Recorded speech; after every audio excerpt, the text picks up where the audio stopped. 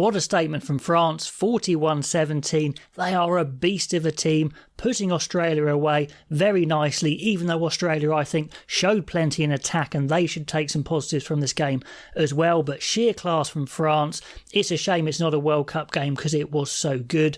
I'm going to do what I did last time, do a overall takeaways to start from the game, and then get into a bit of a shorter report review of the game, so there's a bit of something for everyone. Now, these were near first choice teams from both France and Australia, so we could definitely read quite a lot into this game. For me, all eyes were on the 10s. Jalabert replacing Intermac. Obviously, Intermac is out of the World Cup and Jalabert was fantastic, really lifting the French heart, saying, look, here is another class fly half, probably world-class fly half, to be honest. And of course, Australia have all their hopes pinned on probably their one specialist fly half, Carter Gordon, and he was okay, but we'll get into that. So, overall takeaways, we'll start with Australia. Their discipline and errors, those are the biggies. They got in good positions plenty of times, but coughed up lots of ball and gave away lots of penalties. And this was their big problem in the Rugby Championship as well. I'd say they look more dangerous in the Rugby Championship. The team is shaping up, but those errors, those penalties, very costly in this game as well. And if you're going to beat a team versus like France, you can't give away cheap points, and they gave away lots of cheap points. However, I do think Australia have found nearly their best team. You know, there's not too many better players you can fit in there. I think Karevi, if fully fit, goes in at 12, and maybe Corambetti goes in instead of Vunivalu. Although, if you want an ultimate aerial threat, Vunivalu and Noah Kantawese are really, really good under the ball. The balance of the back row looks right. You've got the big Tom Hooper at blindside, the super quick 7, Fraser McWright, and then the ball carrying Valentini. So it all seems to work. You know, the props, Bell and Tupu, a bit of X factor, some beef in the second row from Skelton and Arnold. It all seems to work. Kellaway is definitely an upgrade on right at fullback, which is actually something I said right at the beginning, saying that Australia need to wait for Kellaway to come back from injury, and it looks like that was the case. Australian scrum looked really strong, so that was impressive. Some breakdowns in the line out though. So yeah, they're a decent team, Australia. I mean, their record under Eddie Jones isn't good. They've lost a lot of games, but consider who they've been playing. A new team up against South Africa, New Zealand, Argentina we know are decent as well, and then France. So their results probably make them look worse than they are. So I see a good team in there. They will be a big threat. That Pool C, I think, is going to be really good, actually. Fiji, Australia, probably the favourites to go through for me, but Wales could certainly turn up with something as well. So that could be hotly contested. And again, a team will be very happy not to be facing France in the pool or in the quarterfinal. So that's a good thing for Australia. They can continue to build. For France, it was a class display for sure. Jalabert at 10. So good. Dupont was amazing again. Sometimes they break down a little bit in attack, but because they've got so much talent, you know, they can make something from nothing, and then when they get confident, goodness me, they just punish you. Ramos, the goal kicker, one of the best in the world, got loads of good points here, some really good kicks. French, it's very powerful. They can score quite quickly or very quickly. They really always get over the gain line because they're so powerful as well. Like I said, can lose their shape in attack, but again, can create stuff from nothing.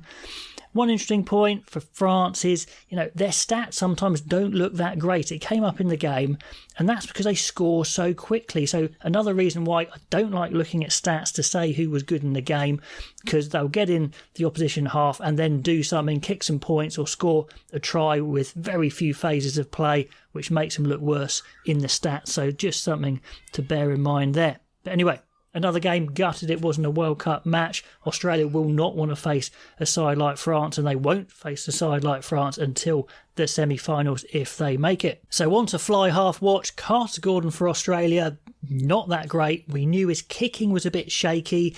Could he get it right in this game? No, he couldn't. Plenty of missed kicks. Not really good enough, so that's a bit of a shame. I mean, he's a talented player, he's a big guy. If they put him, you know, as an extra fullback, he's very good there as well, but he still does look a little nervy, but obviously they're going to stick with him because he is their main guy. Jalabert watch, well, quality performance for Jalabert. Him and Dupont hadn't played together much, but they did gel quickly. Good vision, very quick on the break. Probably not as big as Intermac physically, but probably a bit quicker. A really good vision, so it seems to be clicking, so that's great news for France. So let's get into the report. Some of the key things there.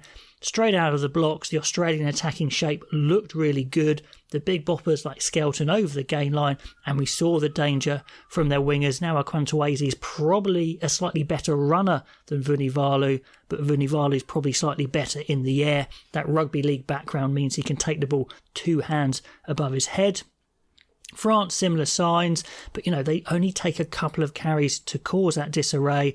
Australian defence really struggling. Dante was awesome all game, huge meters, very easy this first try. France shaped to drive, and all the Australian forwards petrified of the French forwards, so heads down to counter the drive, but it's not the maul first up. Really bold move there, not to maul first up. They go straight to Dante, who literally powers through a stack of Australian tacklers. Not good enough tackling, but yeah, intimidation from their sheer presence of the maul there for that try, 7-0. Then a good try for the Wallabies, nicely done, some powerful forward work. A needless penalty from Marchand, who made some early errors, but they did come back into the game, and Gordon wings it wide. Pinot was really narrow for some reason, and Ramos rushes up quite badly, and now Akwantawase a really good stroll in the corner there. He can get going with those long legs. So 7-5, Gordon, missed conversion, not really good enough there. But anyway, good try. Then France tried to work it wide, but Kellaway shows why he's such a good fullback. Some really good cover in defence, tackles, taking balls in defence, very quick getting across, tackling Villiers this time, who's a very quick winger.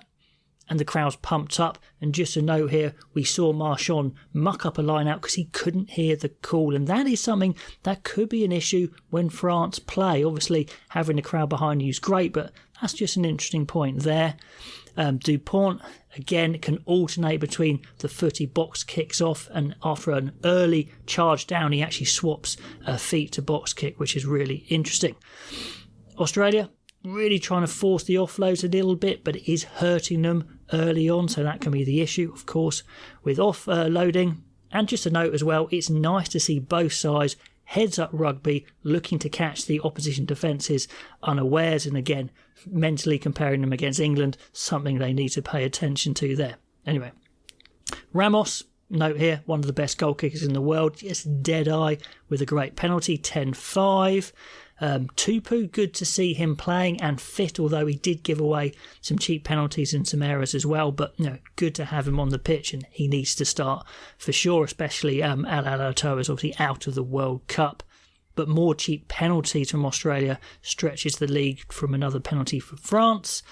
Then a big statement on 32 minutes from the Australian pack as they disintegrate the French boys, which they did a few times. And also another note, we see the shot clock pop up. I don't know if that helps or hinders the kicker, I don't know, but it certainly speeds up the game as soon as the penalty is given. Really like that. More cheap penalties, McDermott I think this time as well. And France actually nearly concede just before half-time, but then an amazing kick chase is followed up from Kellaway, but he accidentally knees Villiers in the process, so that's a shame for Australia. So they go in 16-5. Then we go into a 10-minute spell where France are under the pump and they make a few bad decisions. I'm not sure why they try and run the ball out sometimes from their own try line when they're so far ahead on the scoreboard. They can do this. I think they need to get that under control and just get a good clearance in, because there's no need. It's not like they're chasing the score, and they're under the pump for quite a long time. It's really good defence, and then they just show how dangerous they are. In a flash, Dupont taps and goes onto Jalabert. He's so quick, and then a couple of Australian penalties later, a yellow card, easy points for Ramos. It turns around that quickly. You just can't take your eyes off the French. And to prove a point, what an amazing try on 55 minutes from the French backs. Dante, huge carry onto Jalabert with extreme pace and the offload. Ficou carries it on, and then a genius crossfield kick from Dupont to Pinot. There's the try and the kick from Ramos. Maybe just Villiers isn't involved, but here's my statement. Every single back in that French backline is world class. Debate that one. Irresistible, yet against 40 men, but just absolutely ruthless stuff. And that's pretty much the game gone. We do start to see that real aerial threat from the Aussies later on in the game. Imperious take over Ramos by Nawakantawase from right to fly over. Good try for Australia. They got a couple of tries from those high kicks. And just a note as well, how good is Ramos kicking? An easy 50-22, made it look so easy. And he did it off the outside of the boot on purpose.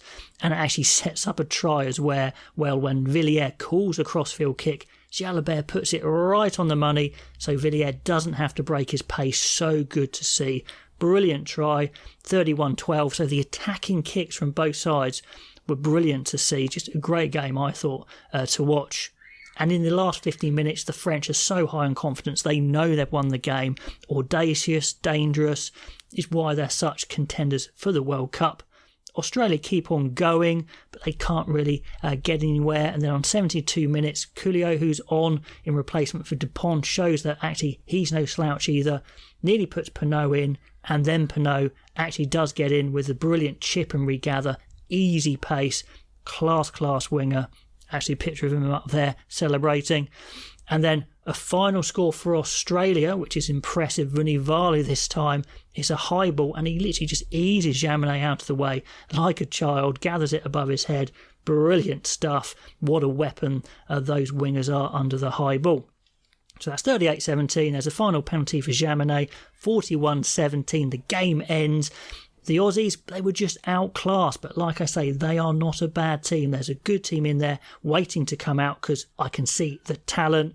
The French, strong all over the pitch, strong replacement, strong in every area. They can go to the power, they can break audaciously, they've got the kicking game, but there's so many good sides in this World Cup.